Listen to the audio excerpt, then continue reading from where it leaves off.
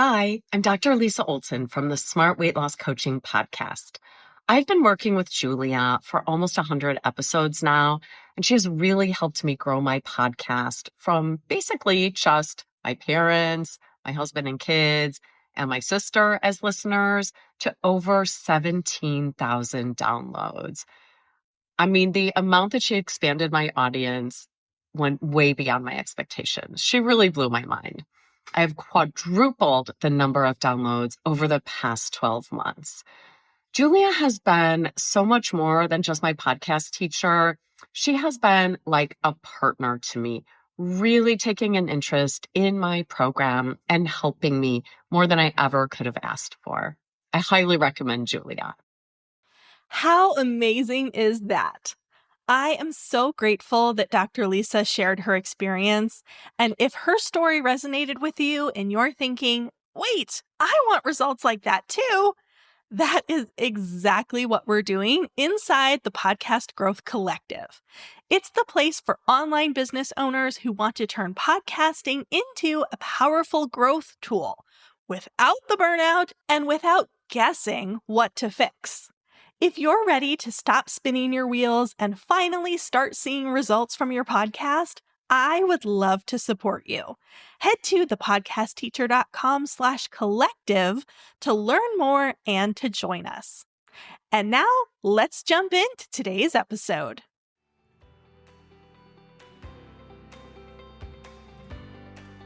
Welcome to Podcasting for Introverts.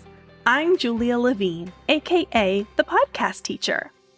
I'm a fellow introvert, entrepreneur, and educator. If you want to start a podcast and expand your reach without social media, this is the show for you. Let's get started. Hey, and welcome back.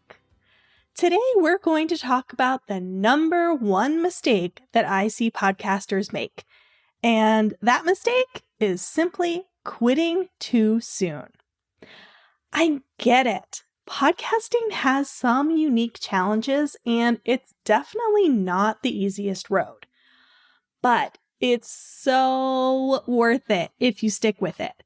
And I have some tips to help you avoid falling into the category of podcasters who make this tragic mistake. So if you're a podcaster who hasn't seen the traction that you're hoping for and stopping your show has crossed your mind, listen in closely. Podcasting is a long game. Very, very rarely do podcasters experience quote-unquote overnight success. And I'm not including celebrities in that statement.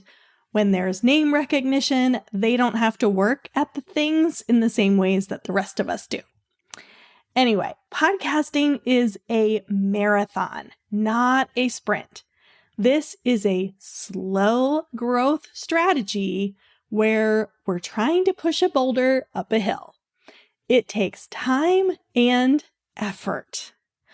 But once you reach the tipping point, that boulder starts to snowball. It goes further and faster without as much input from you. There's momentum. So it's not all sunshine and roses in the beginning, but I promise that it will be worth it once things take off. Let's talk a little bit about why you may feel frustrated with your podcast's growth in the early months, and then we'll get into some ways to push through it. Often, a show is launched and there's a positive response. Thanks to the support of friends and family, the numbers often make it look like there's someone out there listening. Yay! But then the launch excitement fades. Friends and family who tuned in just to support you but aren't really your target audience move on. So the numbers take a dip. The Groundhog Day-like cycle of podcasting continues week after week. And 90% of podcasters don't end up making it past episode 10. This pattern happens like clockwork. And so when I help aspiring podcasters launch their shows, I try my very best to prepare them to expect and how to navigate the inevitable post-launch slump. I'm happy to say that 100% of my clients and students have made it beyond episode 10. Woohoo for crushing the odds! But then a few more months go by and they haven't seen any tangible benefits of podcasting yet. And understandably, they start questioning if this is worth continuing. If you're listening to this episode, I'm guessing that you've had at least a few moments of feeling this way. That makes you normal.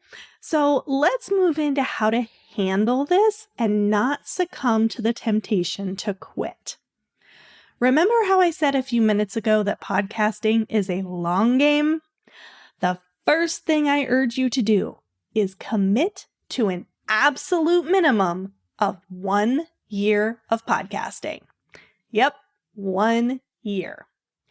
If you've already launched your show, but you haven't been super serious about it until now, start your 1 year clock now. Why 1 year? Well, the odds of your show being quote unquote highly successful in less than a year are pretty small. It takes time to get to know your audience, to create content that resonates with them, to engage in two-way conversations, to try different marketing avenues, to find your production rhythm, and so on. Commit to a minimum of 1 year and give it your all during that time. And there's a reason that I'm using the word commit here. Being committed to something means doing it even when you don't want to. And there are surely going to be moments when you don't want to, but you need to do it anyway. In the beginning of your podcasting journey, you're fueled by excitement and motivation, but those will fade, and therefore you're only left with commitment. This is starting to sound a little bit dark, sorry. I'm just trying to be realistic for you. I'm sure there are days when you don't really feel like walking the dog and cleaning up poop, but you do it anyway because you committed to having a pet, and the rewards of tail wags and snuggles and the goofy things that make you laugh are worth doing the things that you don't necessarily want to do. Even if you don't have a dog, I'm sure you can see my point here.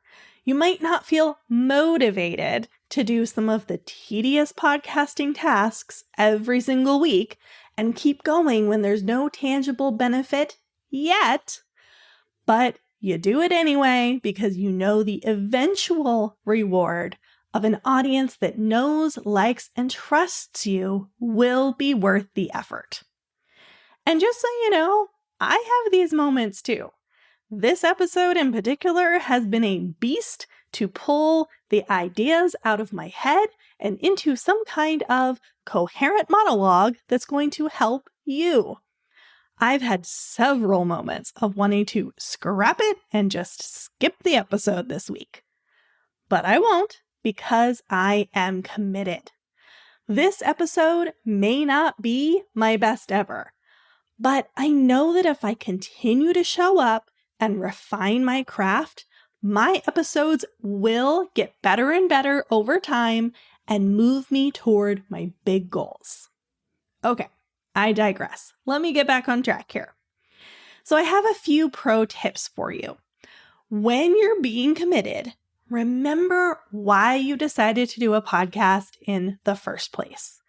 Celebrate consistency. Track data other than downloads. Celebrate small wins and milestones.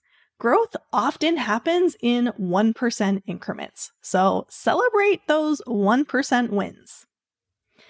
And one other tip for you if you're frustrated with slow growth, and that is to work in 90-day cycles. So most podcasters will try something new for a week or two, maybe even a month, and then claim that it didn't work. Remember that podcasting growth is slow, like snail speed slow. I encourage you to give something 90 days before deciding if it did or did not work. So if you're focused on SEO strategy and you put some new keywords into your show's subtitle, give those keywords 90 days before you decide to swap them out for different keywords. Give them a chance to work over 90 days. If you're focusing on emailing your list to drive traffic to the podcast, focus on that for 90 days. And when you're focusing on something like email marketing that has a lot of different facets, you can try different techniques within that 90 days. So you can experiment with which day you send out the email, different subject lines, etc. Track the number of clicks that you're getting so that you can truly determine if increased downloads and podcast growth is happening as a result of your emails and people clicking over to the podcast from there. That will help you decide at the end of those 90 days if this is a strategy worth continuing and then just adding something else in the next 90 days, or whether you're going to stop this and replace it with a different strategy over the next 90 days. If you're someone who's willing to show up on social media, experiment with different options. If you're posting on Instagram and not getting traction, try Reels instead of carousels to advertise your episodes. Try with your face, without your face, using B-roll, etc., etc. Try giving episode highlights. Try highlighting mistakes that they can avoid by listening to the episode. The point is to go all in on something for 90 days before deciding whether or not it's worth continuing. Then repeat the process with something else for the next 90 days. Breaking things into 90-day cycles also helps to reduce the overwhelm that you may feel with committing to a 1-year minimum of podcasting. I still want you to commit to that 1 year, but you don't need to have your exact plans and strategies figured out beyond the next 90 days. Remember that podcasting is a long game, and the biggest mistake that you can make as a podcaster is giving up on your show too soon. Give it a minimum of 1 year of all-in effort. Be committed even when you're not motivated, and focus on 90 days at a time. You've got this. Until next time, happy podcasting. Thanks for listening. If something in this episode resonated with you and you're thinking about starting your own podcast, I have a free resource that will help you. It's called the Podcast Roadmap, 10 simple steps to launch your own podcast, no fancy tech required. Just head to thepodcastteacher.com/roadmap to grab it.